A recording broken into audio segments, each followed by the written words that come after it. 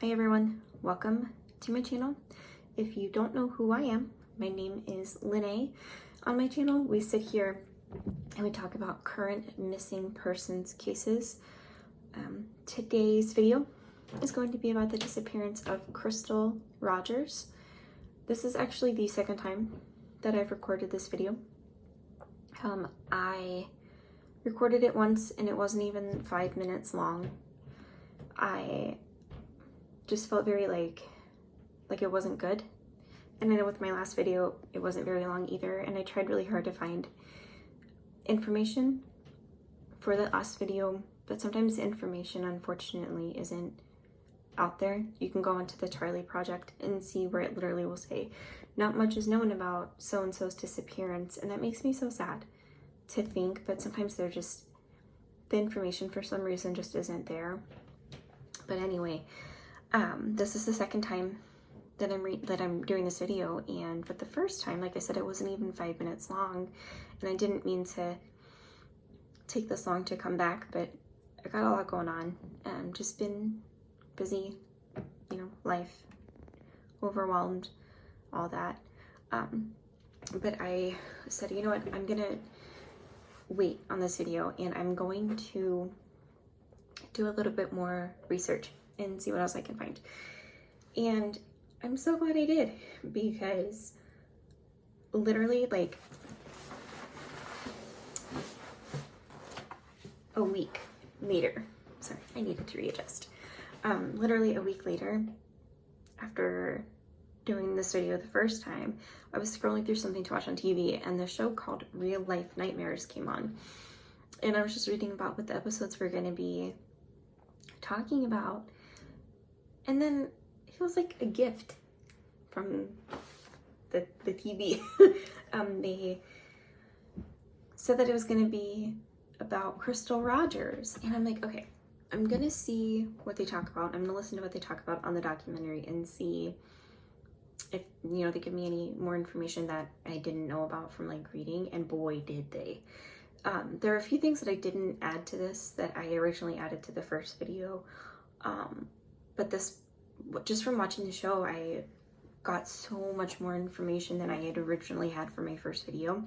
So that was really, really awesome. But anyway, without further ado, let's get into the video.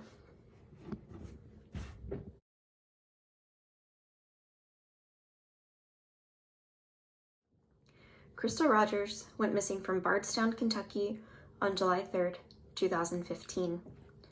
Bardstown is known as the bourbon capital of the world and is 30 minutes south of Louisville. It is described as a friendly and small town, and so safe that you could leave your car keys in your car overnight and no one would mess with it.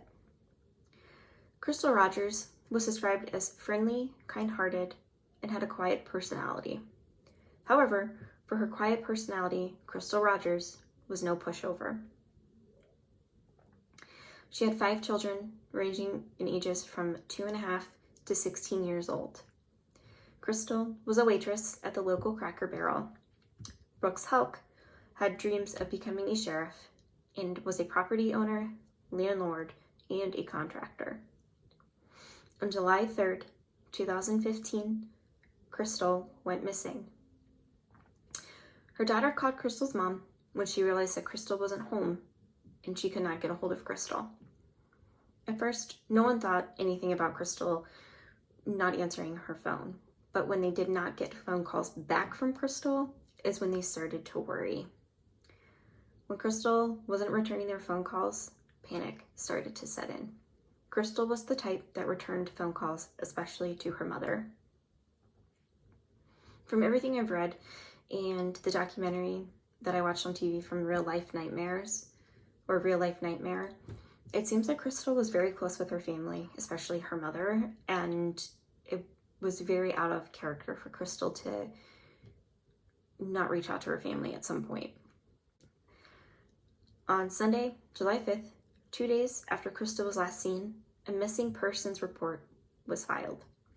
Her car, a 2007 4-door maroon Chevy Impala, was also found abandoned and was close to mile marker 14 on Bluegrass Parkway in Hardin City, which is close to Elizabethtown, Kentucky. It was unlocked and it had a flat tire, and her keys and her phone, as well as her purse and other personal items, were left behind.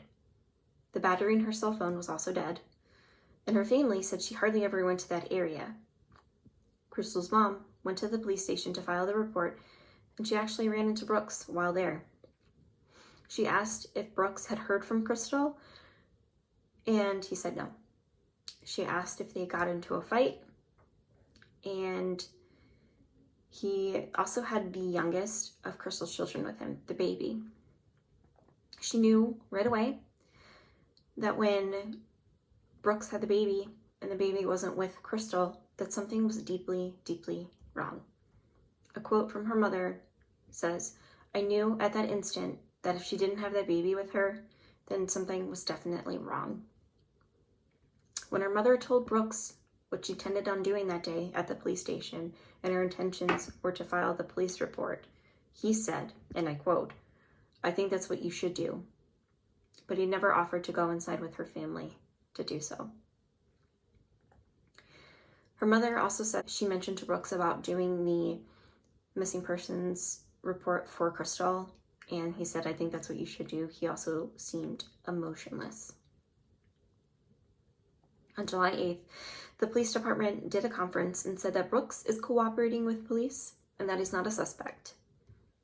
Immediately, Crystal's mom thought foul play was involved. However, the police, the whole town, everyone, they were determined to find Crystal regardless of the weather. They didn't care if it was raining or if the sun was shining. They were going to search for Crystal. They used ATVs to aid them in their search, and they also used search dogs. Crystal's boyfriend, Brooks, was the last person to see her alive, and Brooks says that during the day, this was a timeline of their day, he said that they were at a family farm and they fed the animals. He showed a rental property and ate dinner at someone's home, and they got home around midnight. He went to bed, and Crystal stayed awake and was playing games on her phone, and that their 2.5-year-old was still up running around the house. When he woke up, he noticed that she was gone. And he said that it wasn't unlike Crystal to sometimes leave because they had a stressful relationship. And because of this stressful relationship that they had, it led him to not be super worried about Crystal not being there when he woke up. He said sometimes that when they got into fights, she'd take off and she would go to her cousin's house. He tried calling her on July 4th, but he got no answer, and a week later, Brooks publicly spoke. However, there are people out there who don't think that Brooks was involved enough in the search for Crystal. Nick Houck, Brooks' brother, was a cop and was actually fired in October of that year because it was determined that he interfered with the investigation, and it's believed that he knows more than what he's letting on in regards to Crystal's disappearance. Nick failed a polygraph test, and when he was questioned about Crystal's disappearance, he seemed to be forgetful, and as the investigators said, he came down with a strange case of amnesia in regards to Crystal Rogers. He also, his character was questioned. Never when they asked him anything about Crystal. You know, he didn't come off as, he was really only like, you know, mad, I guess you could say, when they questioned his character, not, you know, about Crystal's disappearance. Like, did you have anything to do with it? Combative, almost, I guess you could say, when most people, I think, would, if they didn't have anything to do with something like that, would say, no, it wasn't me, you know, but only when his character was questioned. He also told Brooks not to talk about Crystal or her disappearance, as he thinks that the police at this time are going to try to blame it on Brooks. He also refused to cooperate during the investigation. And during an interview with the police, Brooks and Nick were actually on the phone and they got into a fight. Eventually, they took Nick's police cruiser into the Kentucky State Police Department lab in the forensics unit, and they looked in the trunk. And when they looked in the trunk, they found something interesting. They used luminol, and apparently when the luminol lit up the trunk, it looked like a Smurf. This is what a quote from Real Life Nightmare. It said it looked like a Smurf and that it looked like Chernobyl. There was also a blanket in the trunk of the car, and there were a few spots in the car as well. As it is a cop car, it's very much a possibility that these items were there because it's a cop car. You know, things that they find maybe at a crime scene and they ended up there. The police never revealed who those items belonged to, nor have they revealed what the stuff that they found in the trunk, who that belongs to either. Police do think Crystal was murdered, and Brooks is considered the prime suspect, and they think Nick helped cover up the crime. 13 months later, the police were still stuck. In November of 2016, Brooks had been named a suspect by the sheriff's department. Crystal's dad had never stopped looking for his daughter during this time either. His wife, Crystal's mom, said that she never saw him rest. The police told him to be careful, as it could be a potentially dangerous situation. On November 19th of 2016, Crystal's dad and his grandson went hunting on family property. 30 minutes later, Crystal's mom got a phone call from the grandson. He was in a panic and said that Grandpa had been shot. The ambulance and the cops came, and they were there when her mom got there. According to her mom, a few of them just sat there, and there was a cop down by him, and Crystal's sister was at work when she got the news. 2 weeks before he had been shot and killed, Crystal's dad, Tommy, had mentioned that he thought he was being followed. It was thought to have been an accident, but further investigation into this revealed that it could not have been an accident, as he had a chest wound. The whole area from there was searched, and the family thinks that he was hurt because he was very close to finding out what happened to Crystal. The family also believes that there is a link between Crystal's disappearance and the murder of her dad, Tommy Ballard. His shooting is being investigated as a murder, but there have been no suspects publicly named. In August of 2020, there was a new discovery. Human remains were found, and from there, the FBI took over. Over 150 federal agents came, and they showed up and handed out multiple search warrants for different areas. They searched the home that Crystal lived in when she went missing. The IRS even got involved and looked into criminal tax issues. Brooks was there the day that they searched a property that his family owned, and they also searched the Huck family farm, which is a 200 to 300 acre farm. Bardstown, while it was known as the kind of town that you could leave your car keys in overnight, has actually had a few other things happen. In 2013, Jason Ellis was a cop who was murdered. And then in 2014, not even a whole year after Jason Ellis was murdered, a woman named Kathy Netherland and her daughter Samantha were found brutally murdered in their home as well. In November 2020, a few months after those remains had been found, it had been determined that they were not Crystal Rogers. However, they never publicly stated who they belonged to because they are unsure. No arrests have been made in any of the murders mentioned. In August of 2021, property in Woodlawn Springs, previously owned by Brooks Huck, was dug up and searched for a whole week. They found a few things potentially relevant to Crystal's disappearance. These items were then sent to the FBI lab for further analysis, but even after a week of digging for these items and these items that were potentially linked to Crystal's disappearance, no arrests have ever been made. Crystal's mom is taking care of Crystal's 5 children.